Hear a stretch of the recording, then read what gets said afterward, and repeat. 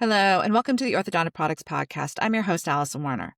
As consolidation continues to reshape orthodontics, more doctors are finding themselves at a crossroads. Do you keep expanding independently, or do you explore a partnership while your practice is still growing? The exit versus expand question isn't just about retirement anymore. It's about valuation, timing, risk, and what kind of career you want over the next decade.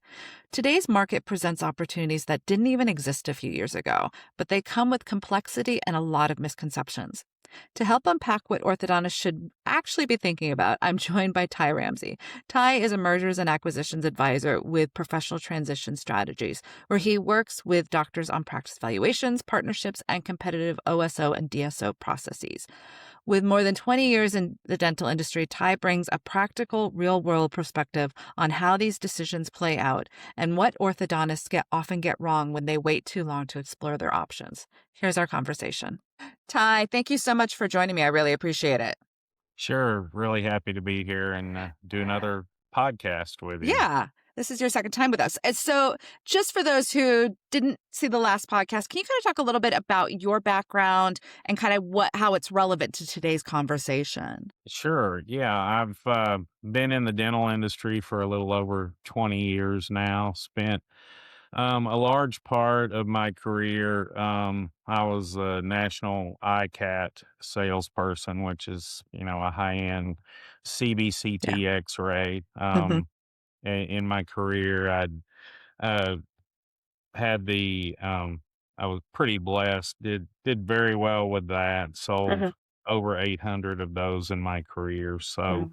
was able to develop a lot of great relationships through that. And then I parlayed that. I just kind of found myself in the dental transitions, mergers, acquisitions world.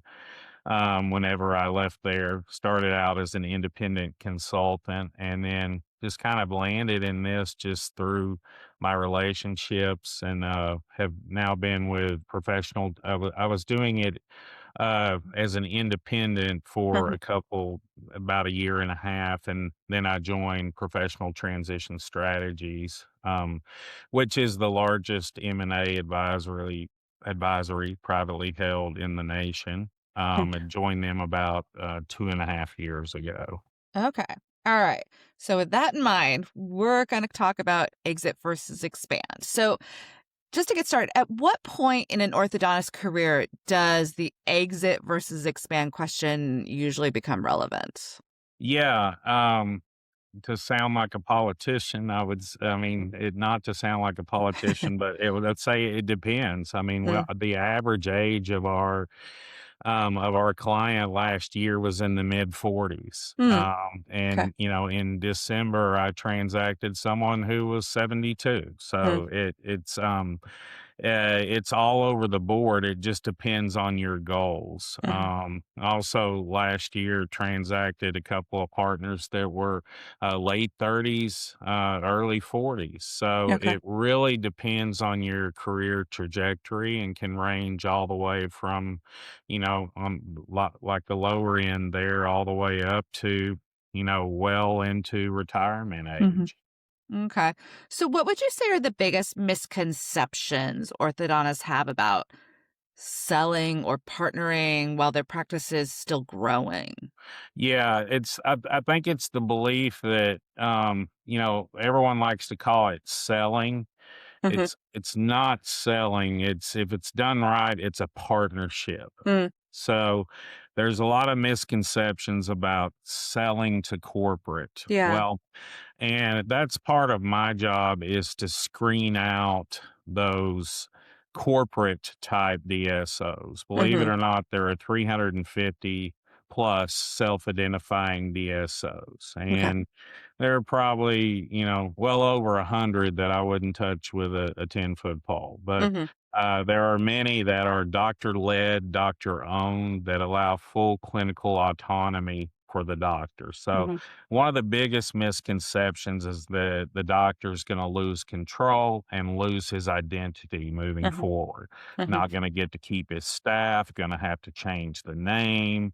All of a sudden going to show up. There's going to be new employees there. None of that is true. It's a true collaborative partnership.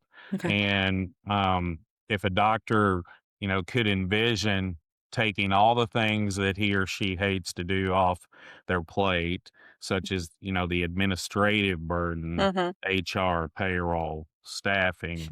What if all that could be taken off of their plate Yeah. for them to just do what they love, dentistry, Mm, orthodontics? okay. So, why can transitioning a practice during a growth phase kind of often lead to better valuations and financial outcomes than waiting, say, until later, like when you're ready to retire? Yeah, so there's if you can imagine, for the people who don't have video, if you can imagine a graph of your career, like, Hmm. maybe you started off as an associate and then you either bought into a practice or hung a shingle and grew the practice. I mean, your career trajectory's going slowly up. Hmm. And then as you go on, it eventually plateaus. Hmm. And then you want to start working a little less towards, the last third of your career. You're kind of trailing off. And Yeah. a lot of practitioners make the mistake of, okay, well, I want to, go to the beach and hand over the keys to someone. Well, Hmm. if they had just planned about 5 years in advance, in many cases, it can make, seven figures difference on their Oh. retirement, because it makes a huge difference to catch a practice that is considering a partnership on an upswing Hmm. versus one that is in decline. It's going Okay. to be there's going to be much less demand for a practice in decline than there is for a practice on the rise. Hmm. Okay. Well, kind of related to that, how can I've talked to you before, and how can a DSO or OSO partnership kind of actually accelerate growth for an orthodontic practice? Because you're talking about going in when you're growing, so how can it actually take it to a next level? Yeah, in just I mean, in so many ways. For one, they're going to take, all the administrative and managerial burden off the doctor's shoulders. Hmm. And they've got best practices. There are a lot of consultants out there, a lot of great consultants that come Hmm. in and give advice. But just imagine having live data 24 hours a day. Oh, our 100 other practices. Here's what we did here. Here's how it worked. And just Hmm. having that live data and that collaboration. Also, same thing with marketing best practices across, all the different, Yeah. with the collaboration. Um, and there are just so many things that having all of that live data and having a group of like-minded doctors collaborate and grow towards a common goal. It's kind of like 1 + 1 = 3. Yeah. Um, uh, 50 or 100 practices with the repetitive expenses centralized, Hmm. um, and collaboration amongst all the like-minded doctors is going to grow way faster than a 50 or 100 individual practices on an island. Yeah. Okay, so you talked there a little bit about the resources you gain through that collaboration, working part of a bigger organization. Can you go a little further of the kinds of capabilities orthodontists typically gain access to through a partnership that are the hardest to build independently?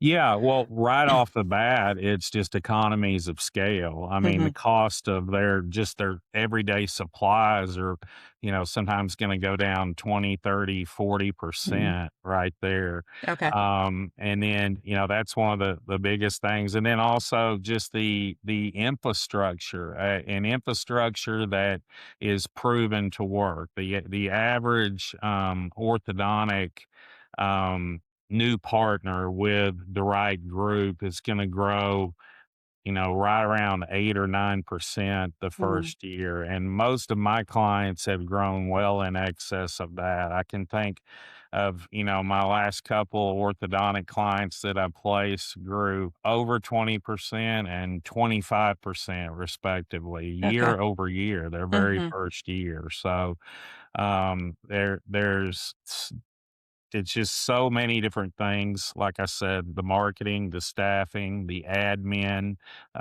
burden being eliminated, and all the Mhm. best practices and collaboration. Okay. So, what operational or financial markers do DSOs and OSOs look for that kind of signal that a practice is ready for an acquisition? Yeah, yeah, great question. There's it's something, I call it like a class A asset. It's Mhm. they want a certain amount of revenue and a certain amount of EBITDA, which Okay. is uh an acronym for earnings before interest, taxes, depreciation, and Mhm. amortization. So I would say in general, the kind of the at the lower end, they're looking for practices generating, just around $100,000 a month. So let's call it 1.2 million in Mhm. annual collections and an EBITDA margin of around 20%, which in that Okay. case would be 240, 250,000. That's Mhm. at the very low end. Okay. So if your practices, fits into that scenario of those parameters, Mhm. it it'd be worth looking into. Mm. And even Uh, if it doesn't, uh-huh. if you have a smaller practice, it's still worth getting a professional valuation on that if you wish Mhm. to plan for have Mm. any kind of exit plan in mind in the Yeah. future. Well, related to that, what risks do orthodontists take on when they delay exploring options Mhm. because they assume they're not ready yet? Yeah, so, unfortunately, I had a live example of that. We had a client who we had a couple of offers for. They Mhm. decided to put that off, and they got ill and they passed away, and Mm. ended up having to sell the practice for a third of what we originally Mm. had done. So that's just reality. It allows you to take some chips off the table, um, and de-risk your life's work. So Mm. the risk, that's one of the risks. The other risk is, a lot of people think my practice is growing. I'm going to wait a couple of years. Well, Mhm. the market literally changes monthly in this Mm. business. So we Okay. don't know where the market's going to be in even a few months, few years. We, Mhm. we don't know. Could be, most experts think that, um, every industry that has involved private equity investment has been a bell curve. Mm. Um, so it happened, industry consolidation. It happened 30 years ago in medical, 20 years ago in pharmaceutical, a little over 10 years ago in dental, veterinary, and Yeah. dermatology. There's far fewer vets and dermatologists than there are dentists. So those Mm. industries are reaching the consolidation point.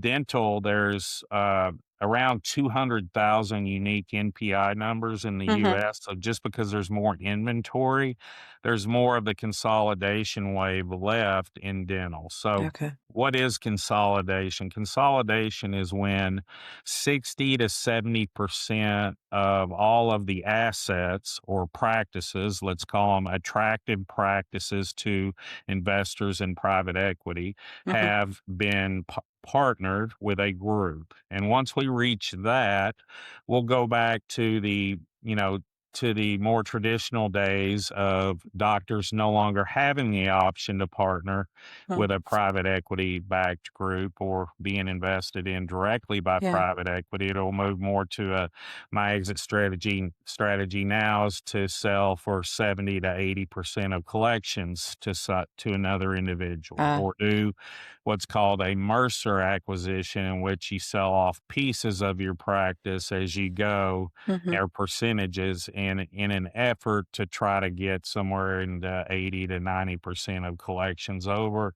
a period of years. But what we're in now in this consolidation wave allows doctors an opportunity that didn't exist a few years ago Mm. and probably won't exist a few years from now, which is Mm. to get a much higher valuation and in many cases an exponentially better exit plan, and not even always an exit plan, just a partnership plan that is going to yield a better work life balance and better income over the course of Yeah. their career. Okay. So, for the kind of the growth minded orthodontist, what deal structures tend to make the most sense for them? Yeah. So again, it depends. It depends on their goals. There are many different kinds of deal structures out there. There's one, we call it an equity roll, and that's where the doctor gets an offer and a portion of it, say 70 or 80%, Mhm. is in cash, and the rest of it is in private company stock or equity in the group. Those and then the other on the other end of the spectrum is what's called a JV or a joint venture scenario. That's where the doctor sells a percentage of his practice and retains practice level equity in his own practice. So Mm.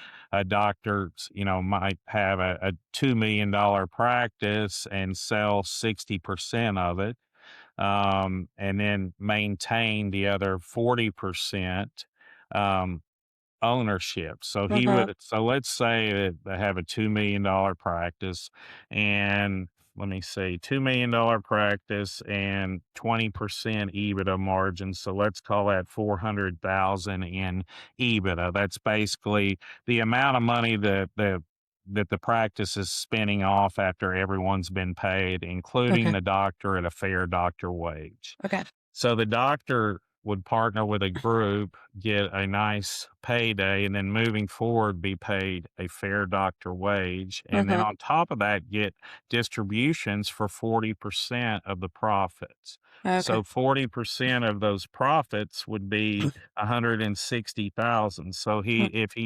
he or she just stayed level, that'd be 160,000 in profit distributions. Okay. We have many examples where doctors have partnered in that scenario and then grown so much that their 30 or 40% of practice level equity after the growth, they end up recovering their original income they were making as a single practitioner and Mhm. sometimes even exceed it.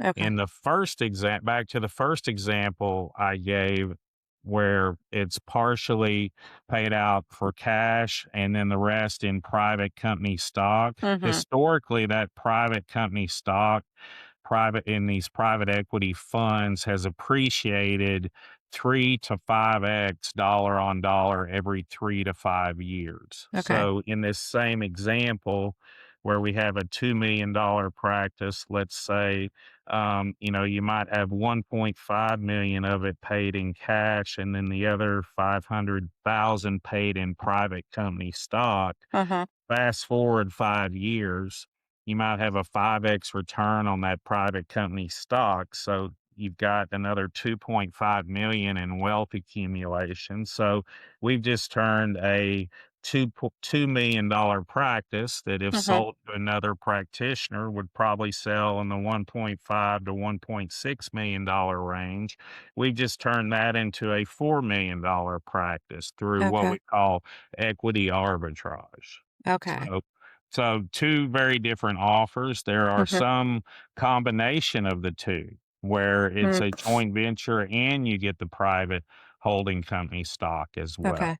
Okay. Okay. So, what questions should orthodontists ask themselves before deciding whether to exit or expand? Uh-huh. I think it starts with hiring a good advisor like Okay. our company. You want to get professional advice. I mean, Mhm.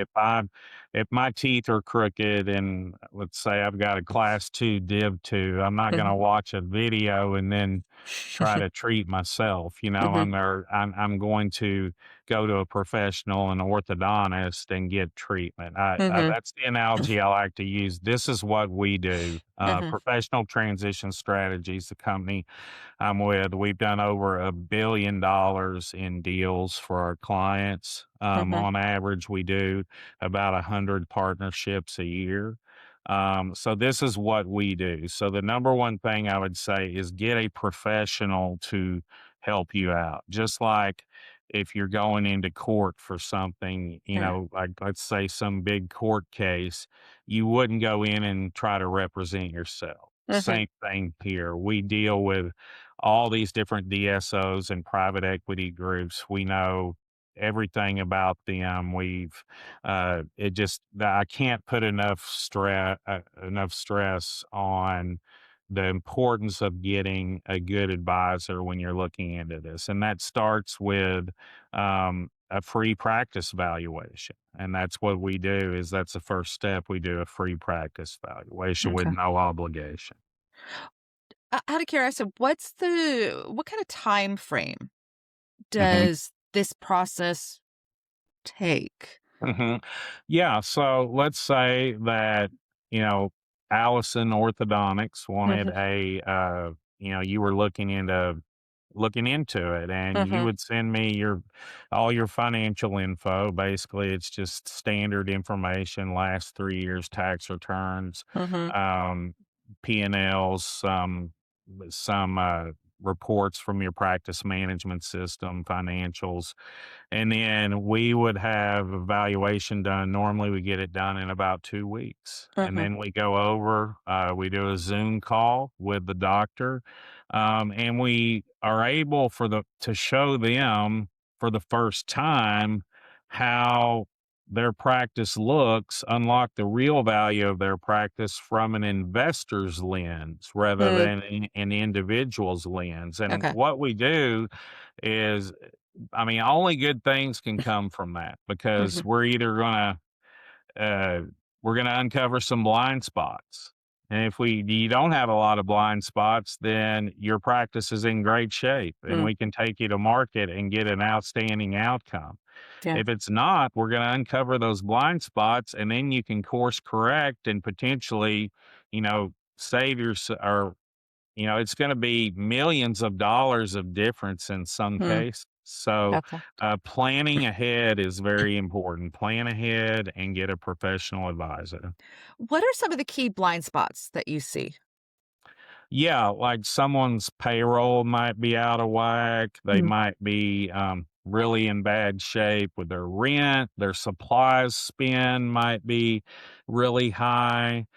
okay, We measure all of these in the complementary valuation. We call mhm, it a prospectus, but we measure those against industry norms mm, in okay, in in our valuation, and we help uncover those blind spots. okay, okay.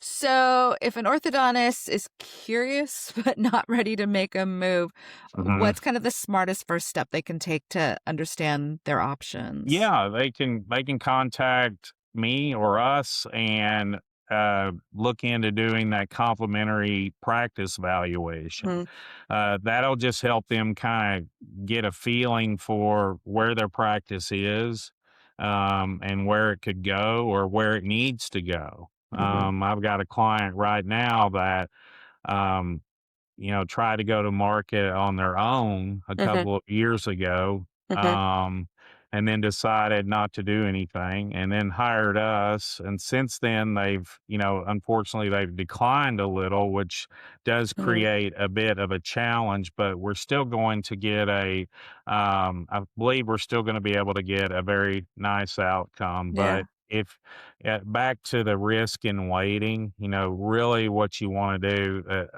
is get a great advisor and mhm, then look into it now. Now, that doesn't Mm. mean go to market now. That just Right. means I'm not going to be pushing anyone to go to market. I'm just going to help them plan. And part of that plan might indeed be looking into things now, but also part of that plan, I've told many of my clients, hey, let's check back in a year. Okay. I've got one really large orthodontist that once a year, about every January, we look at the numbers and we Mm. reassess. And they Okay. haven't decided to do anything yet, which is just fine.